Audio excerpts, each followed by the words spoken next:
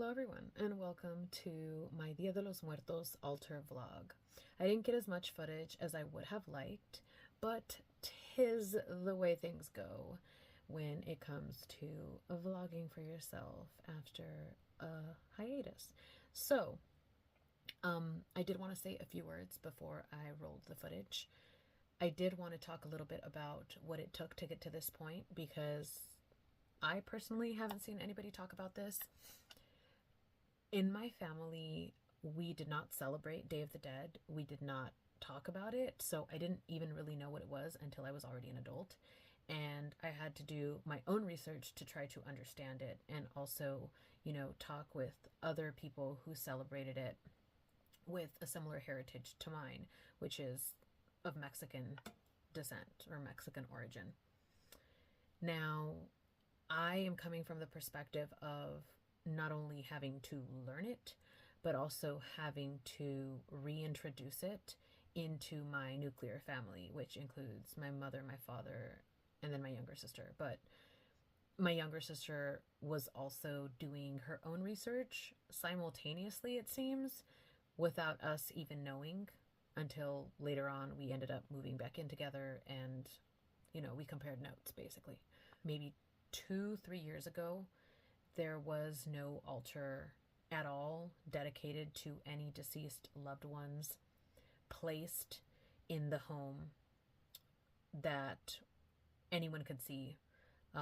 Any of the altars were confined to my personal space, my room in the house. Fast forward to now, where not only do we make I think pretty big altar in respect for the mighty dead and deceased, but we also keep a large portion of it around during the entire year.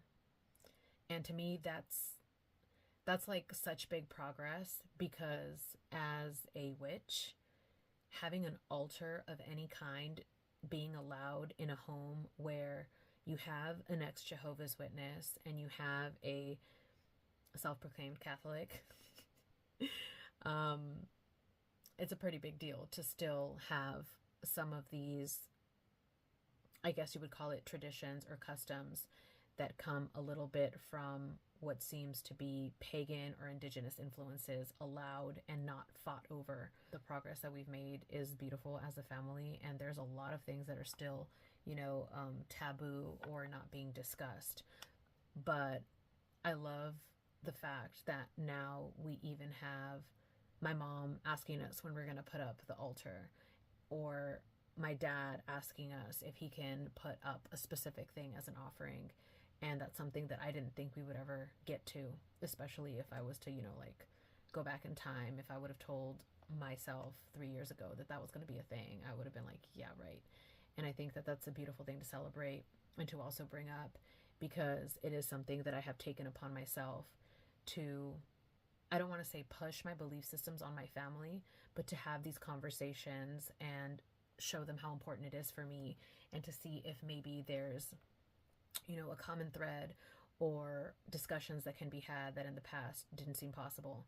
And I guess I just wanted to share my experience a little bit, even though I don't think I shared a whole lot of what it took to get there. So yeah, I just wanted to share that just in case there's another witch out there who feels like they're the only ones in their family, or like they're the ones that have to be the trailblazers. I guess I'm not saying this is the way to do it, or that I know the answers to everything, even though my name is Jasmine the Sage, and I totally do. I guess I just wanted to inspire a little bit of hope for those that think that maybe their family will never come around. I definitely thought that about my family, and I think I already said this, but I'm not saying that they're accepting of everything, nor do they know everything that I'm about.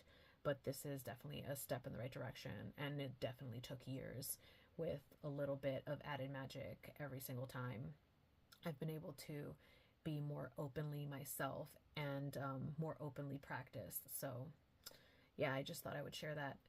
I think that's long enough of an intro, so I'm just gonna roll the footage now. Okay, so this is presently how our altar area looks in my kitchen.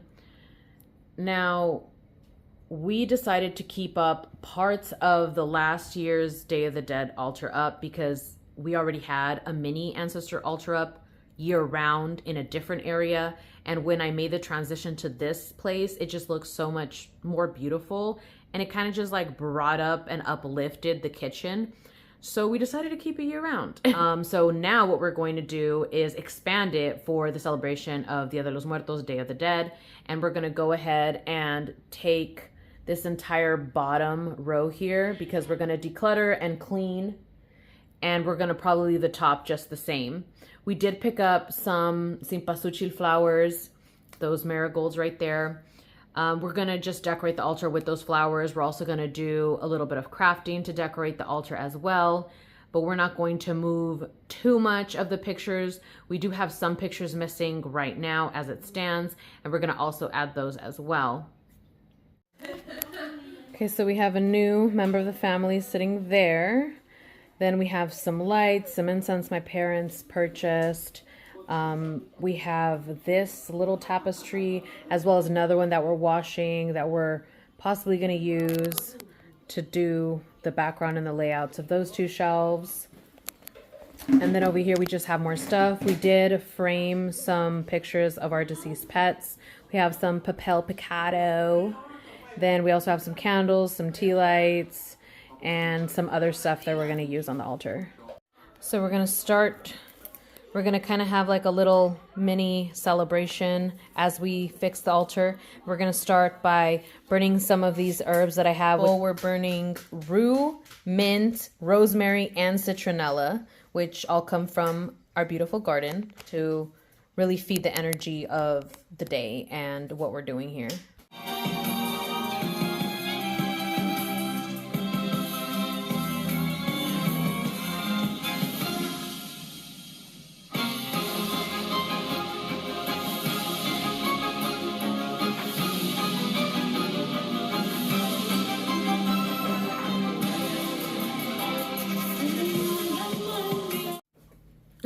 She's flipped! And this is one of the ofrendas or offerings. This is a pan de muerto that my sister picked up from a local coffee shop. And it's all covered in this black powder. I'm not sure if it's like some type of licorice or charcoal, but we did taste another piece and it is a delish. The name came to me and we decided it's a Yolanda. That's Yolanda right there. Okay, so we're officially done. We just finished putting up a few offerings like fruit and bread, and we are just gonna finish lighting up the candles and plug in the lights.